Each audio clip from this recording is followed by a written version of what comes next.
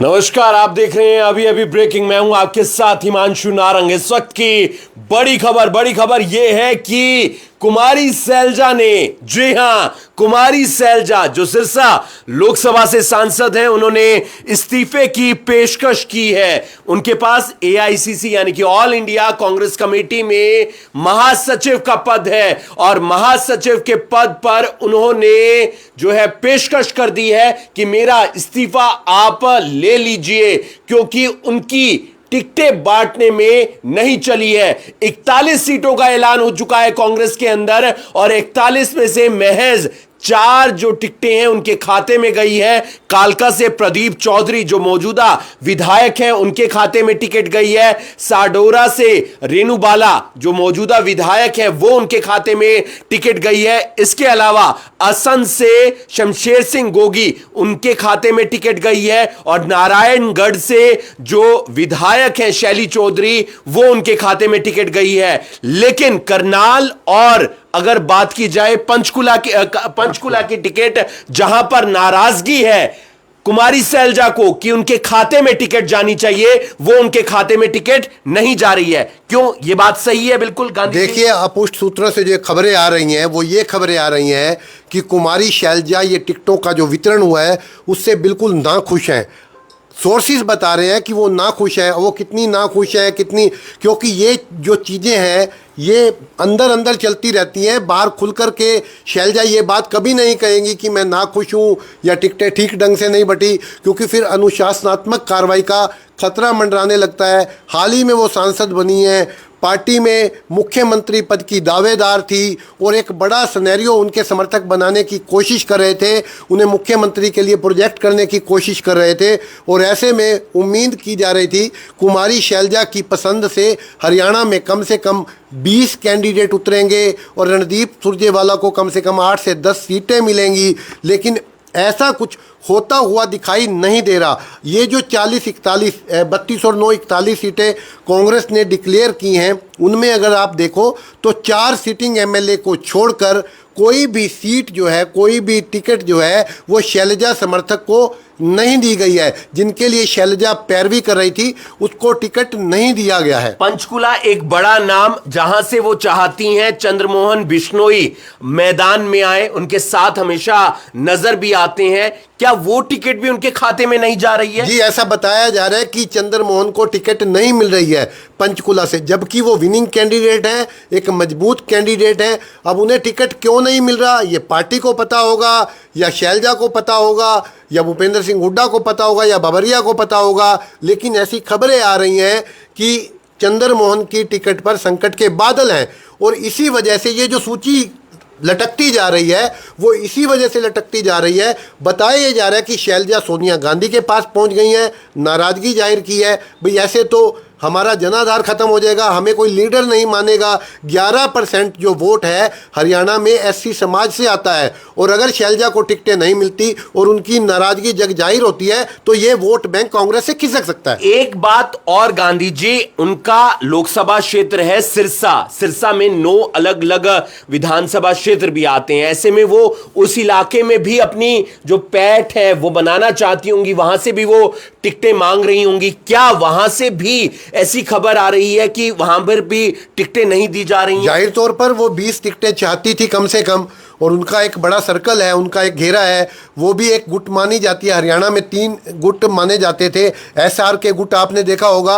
अब एसआर के में से किरण तो निकल गई और ये रणदीप और शैलजा रह गए, एसआर रह गए। लेकिन इस एसआर ग्रुप को कोई तरजीह मिलती हुई दिखाई नहीं दे रही है। और सिरसा छोड़िए, कहीं हरियाणा में वो करनाल की टिकट चाहती थी सुरेश गुप्ता मतलोडा के लिए, गरोंडा की टिकट चाहती थी भूपेंद्र लाठर के लिए, पंचकुला से अपना चंद्रमोहन के लिए वो टिकट चाहती थी। लेकिन अभी तक टिकटें डिक्लेयर नहीं हुई। देखिए, चंद्रमोहन एक बड़ा नाम है, जबकि आप दूसरी तरफ देखिए कुलदीप शर्मा जो है विधानसभा पूर्व स्पीकर, उनकी टिकट डिक्लेयर हो जाती है। इतना ही नहीं, करण दलाल जो है उनकी टिकट डिक्लेयर नहीं हुई है, लेकिन बावजूद इसके भूपेंद्र सिंह हुड्डा वहाँ जाकर के उनका नामांकन भरवा रहे हैं। इसका मतलब क्या हुआ कि भूपेंद्र सिंह हुड्डा ने सब कुछ तय कर रखा है कि इसको टिकट देनी है, इसको टिकट देनी है, इसको टिकट देनी है।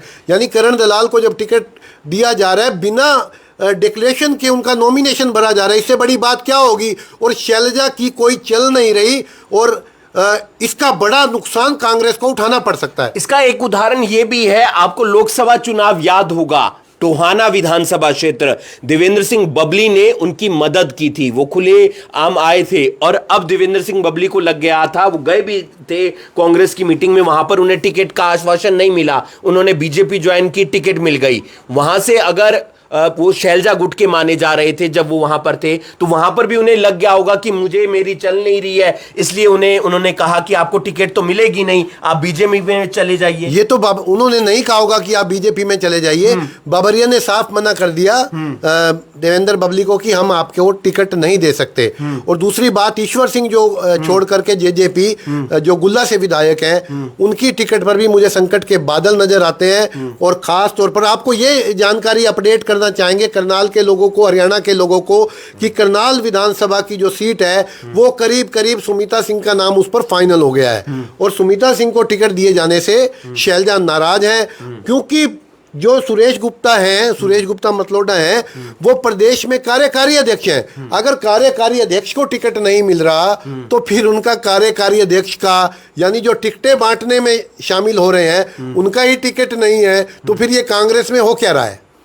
कांग्रेस में हो क्या रहा है, ये एक बड़ा सवाल है और इसी बड़े सवाल पर आप हमारे साथ जुड़े रहे, हम आपको लगातार अपडेट कर रहे हैं और जानकारी दे रहे हैं कि कुमारी सैलजा जो एआईसीसी की महासचिव हैं, सिरसा लोकसभा से सांसद हैं, उन्होंने इस्तीफे की पेशकश की है। खबरों के मुताबिक, हाँ, सूत्रों के मुताबिक जो जानकारी हमें मिल रही है कि महासचिव के पद से उन्होंने इस्तीफे की पेशकश की है। इस बात को कोई कंफर्म नहीं कर रहा, लेकिन सुगबुगाहट है उनके समर्थकों में, उनके वर्करों में, जिन्हें ऐसी चर्चा चल रही है, क्योंकि जो जिनको उन्होंने वायदा किया था कि तुम्हें टिकट मिलेगा, या जिन लोगों ने मेहनत कर रखी थी, उन लोगों में ये सुगबुगाहट है। या हो सकता है कि वो अपनी साख बचाने के लिए, जिन लोगों को टिकट नहीं मिली, वो ये दिखाने के लिए, देखो जी हमारे लिए तो शैलजा यहां तक गई कि इस्तीफे की पेशकश कर दी।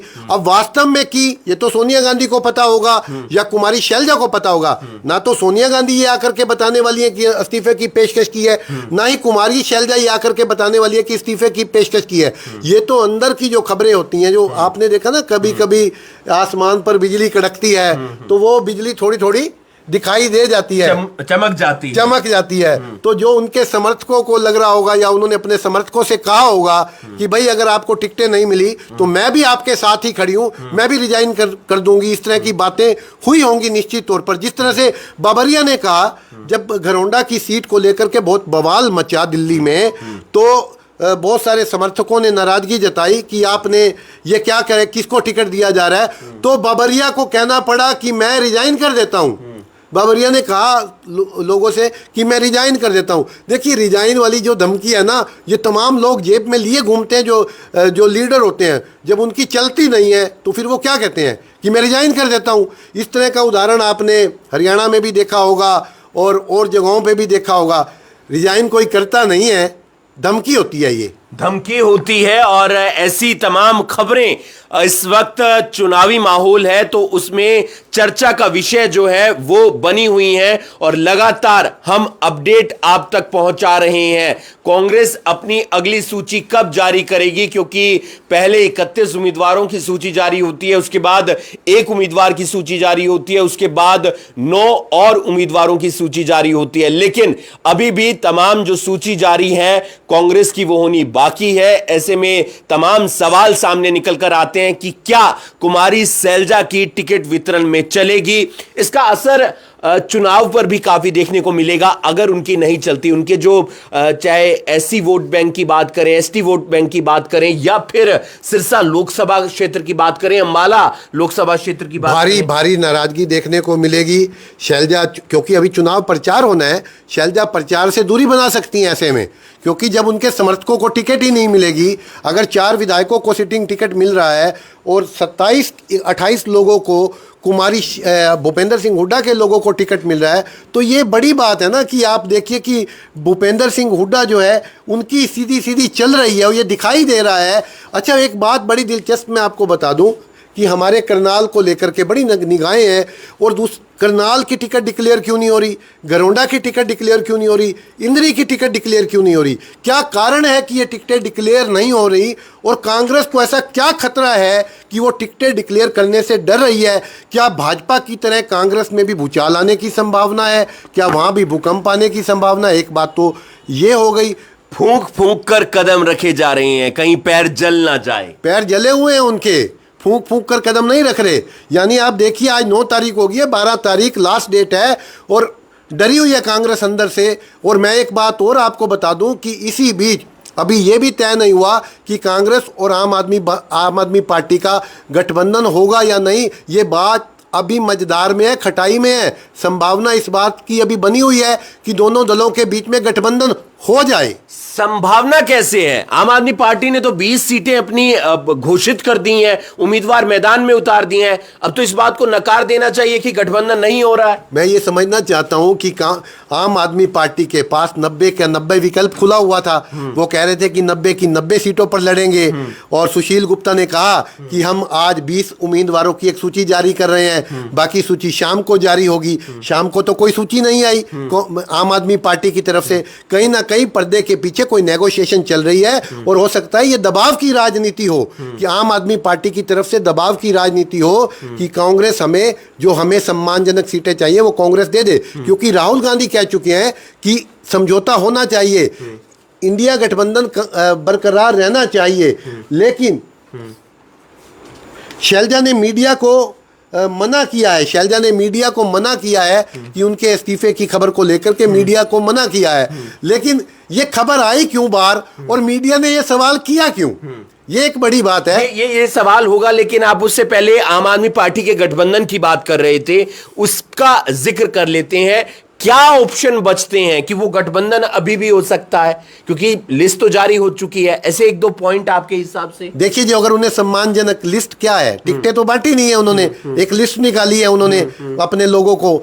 ये जो लोग तैयारी कर रहे होंगे, देखिए जो लोग तैयारी कर रहे होंगे, टिकटों की इंतजार कर रहे होंगे, एक लिस्ट निकाल करके उनको भी संतुष्ट कर दिया, भाई देखो हमने तुम्हारा नाम डाल दिया। कल एक और खबर अगर आ गई कि कांग्रेस और आम आदमी पार्टी का गठबंधन हो गया है, तो अपनी साख बचाने कि उनको रह जाएगी आम आदमी पार्टी, इस बात से अपनी साख बचा लेगी। देखिए जी, हमने तो आपकी टिकटें डिक्लेयर कर दी थी, अब गठबंधन हो गया, आला कमान का फैसला मानना पड़ेगा।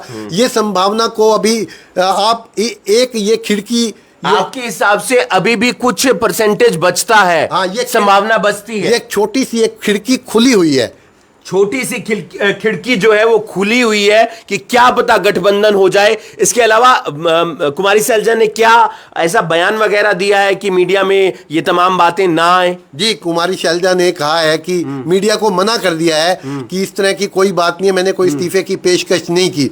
लेकिन अगर कौन कहेगा? अगर की भी होती तो वो बाहर आके मीडिया को तो बताती नहीं कि मैंने इस्तीफे की पेशकश की है। हो सकता है, मैंने आपको बताया ना कि उन्हें अपने समर्थकों से कहा हो कि मैंने इस्तीफे की पेशकश की है, फिर समर्थकों ने एक व्यापक स्तर पर बताया हो मैडम नहीं, इस्तीफा नहीं देना है, हम ना, पहले उन्होंने अपने समर्थकों को कहा होगा कि मैं तुम्हारे लिए इस्तीफा दे रही हूँ, रिजाइन कर रही हूँ महासचिव पद से, मेरी चली नहीं। एक प्रोस्पेक्टिव बनाने की कोशिश तो की जाएगी ना, माहौल तो बनाया जाएगा ना। शैलजा क्या से चाहेगी कि उनके समर्थक उन्हें छोड़ करके चले जाए, उनके समर्थकों में ये मैसेज चला जाए कि मैडम की चली नहीं, और मैडम फिर भी कुर्सी पर बनी हुई है, मैडम फिर भी महासचिव के पद पर बनी हुई है। तो एक ये फेस सेविंग की एक कोशिश होती है, और ऐसे में तमाम कोशिशें गुटबाजी को लेकर भी हैं कि गुटबाजी जो कांग्रेस की है वो इस चुनावों में हावी ना पड़ जाए। क्योंकि जब जब कांग्रेस की गुटबाजी देखने को मिली है, तब तब उन्हें उस गुटबाजी का खामियाजा भुगतना पड़ा है, और ये हर चुनाव में देखने को मिलता है, चाहे वो लोकसभा का चुनाव हो, चाहे वो विधानसभा का चुनाव हो। कल करणदेव कंबोज की मुलाकात हुई थी भूपेंद्र सिंह हुड्डा से। अब ऐसी जानकारी सामने निकल कर आ रही है कि करणदेव कंबोज जो निर्दलीय है, चुनाव भी लड़ सकते हैं, वो अपना नामांकन भी भर सकते हैं। ये इंद्री की जो स्थिति है ना, वो स्पष्ट नहीं हो रही, क्योंकि करणदेव कंबोज ने इंद्री में क्यों डेरा डाला, ये तो एक पहला क्वेश्चन मार्क तो यही है। दूसरा क्वेश्चन मार्क है कि वो भूपेंद्र सिंह हुड्डा से क्या लेने गए थे, क्यों मिलने गए थे, वहां से उन्हें क्या आश्वासन मिला, क्या वजह हुई कि वो फिर इंद्री में लौट आए, कल कंबोज धर्मशाला में मीटिंग बुला ली अपने समर्थकों की, और नॉमिनेशन भी करने जा रहे हैं, टिकटों की अनाउंसमेंट नहीं हुई। बहुत कुछ है, बहुत कुछ खिचड़ी पक रही है, जिसकी जानकारी ना छन छन के बाहर आ रही है। और देखिए इस चुनाव की खास बात यह है कि ये चुनाव सबसे ज़्यादा रहस्यमयी चुनाव है। आप भाजपा को ले लीजिए, टिकट का वादा किया जाता है हिमांशु नारंग को, टिकट दे दी जाती है देवेंद्र गांधी को। ठीक है, ऐसा हो रहा है ना कि भाजपा में भी ऐसा हो रहा है। कविता जैन को कहा गया कि टिकट आपको देंगे, फिर मनाने का दौर भी तो चल रहा है। मनाने का दौर अलग बात है, कहा गया उन्हें टिकट मैडम आपकी है, कविता जैन को कहा गया आपकी है टिकट, और उधर से निखिल मदान के खिलाफ मनोहर लाल खुल करके कहते रहे कि ये तो स्टोरिया है, तो सट्टेबाज है। फिर टिकट देने की बारी आई तो उनकी जेब में टिकट डाल दी गई। यानी यहाँ बाएं हाथ को नहीं पता कि दायां हाथ क्या कर रहा है, दाएं हाथ को नहीं पता कि बायां हाथ क्या कर रहा है। भाजपा ऐसी राजनीतिक पार्टी है, उसमें तो ये संभावना लगाना ही, ये पता लग रहा हो ना कि भाई इसका नाम आगे चल रहा है, तो उसका नाम तो पैनल में भी नहीं होता जिसका नाम बहुत आगे चल रहा होता है, जिसकी सर्वे रिपोर्ट्स आ रही होती हैं। आपने एक सवाल आपने तमाम बात की टिकट के वितरण को लेकर, मुझे याद है प्रधानमंत्री नरेंद्र मोदी आए थे, पानीपत आए थे, बेटी बचाओ बेटी पढ़ाओ का नारा उन्होंने वहां से दिया था। पानीपत वो जगह थी। और अब यहां से करनाल लोकसभा से सांसद है मनोहर लाल, केंद्र में मंत्री हैं, 9 विधानसभा आती हैं, लेकिन 9 विधानसभा में से एक भी महिला को टिकट नहीं है। हालांकि दावेदार नीलोखेड़ी में भी थी मीना चौहान, करनाल में भी थी रेनू बाला, पानीपत में भी 1-2 महिलाएं दावेदार अलग अलग सीट पर होंगी, लेकिन 9 की 9 सीट आ चुकी हैं, एक भी महिला को टिकट नहीं। देखिए 2 बातें इसमें आप ध्यान रखिए। एक तो एक भी महिला को यहाँ पर टिकट नहीं दिया गया। 2 महिलाएं टिकट की प्रमुख दावेदार थी, एक रेनू बाला करनाल से और मीना चौहान नीलोखेड़ी विधानसभा से। इन दोनों को नजरअंदाज किया गया, किसी को टिकट नहीं दिया गया। दूसरी बड़ी बात है कि भाजपा ने शायद जातीय समीकरणों का भी यहाँ पर ध्यान नहीं रखा है। जातीय समीकरणों को भी नजरअंदाज करने की कोशिश इस पूरे क्षेत्र में की गई है। आप देखिए जो समालखा की सीट है वो पहले शशिकांत शर्मा लड़ते थे, यानी हारने के लिए तो आपको अपने कार्यकर्ता चाहिए, और अगर जीतना है तो दूसरे का ले लो आप। अवतार सिंह बड़ाना के लड़के को एकदम से एंट्री करा करके उन्हें टिकट दे दिया गया। यानी ये कहाँ की बुद्धिमता है, ये क्या समझदारी है? यानी अपने फिर कार्यकर्ता कैसे मानेंगे? जिस तरह का विरोध आप करनाल में देख रहे हो, जिस तरह का विरोध आप नीलोखेड़ी में देख रहे हो। हालांकि इंद्री भी बड़ी बात है, क्योंकि करण देव काम्बोज वहां पर बड़ा विरोध कर रहे हैं। विरोध तो हो रहा है, देखिए विरोध तो हो रहा है। इंद्री में विरोध है, नीलोखेड़ी में विरोध है, करनाल में विरोध है, गरोंडा में खुलकर विरोध सामने नहीं आ रहा। असंध में भी होगा विरोध अगर टिकट डिक्लेयर हो। बिल्कुल विरोध होगा। अगर टिकट योगेंद्र राणा को दे दी गई तो जिलेराम शर्मा ताल ठोकेंगे, ये बात लिख लीजिए आप। क्यों? वो कोई आदमी इतने सालों से 5-5 सालों से मेहनत कर रहा है। हालांकि योगेंद्र राणा भी मेहनत कर रहे हैं। अगर योगेंद्र राणा मेहनत कर रहे हैं तो दूसरे को लॉलीपॉप लेके नहीं आना चाहिए ना कि आपको टिकट देंगे, आ जाओ यहाँ पर ले जाओ, माल बिक रहा है। तो फिर नहीं कहना चाहिए उनको उनकी तैयारी करते रहने देना चाहिए। लेकिन दोनों स्थितियां वहाँ, या तो योगेंद्र राणा नाराज होंगे, हालांकि जिला अध्यक्ष हैं, वो इस्तीफे वगैरह की स्थिति में नहीं जाएंगे, लेकिन एक मलाल उनके मन में रहेगा कि मैं 3-4 साल से जिला अध्यक्ष बना हुआ हूँ, पार्टी को समेटे हुए हूँ, कार्यक्रम करवा रहा हूँ। हाँ, तो अगर टिकट नहीं मिलेगी, ये टीस तो होती है ना कि क्यों नहीं होगी उनके मन में टीस, और राजपूत वोट बैंक भी वहां बिखरेगा। इसके अलावा ये भी चर्चा चल रही है, आज टिकटों का ऐलान हो सकता है, रात होते होते क्या पता आप बीजेपी की एक और लिस्ट देख लें, क्या पता कांग्रेस की भी लिस्ट देख लें। बिल्कुल आनी चाहिए, 2 लिस्टें संभावित हैं। आज नहीं आएंगी तो सुबह आ जाएंगी 10-11 बजे तक। वो सब मोल भाव चल रहा है कहीं ना कहीं सिस्टम।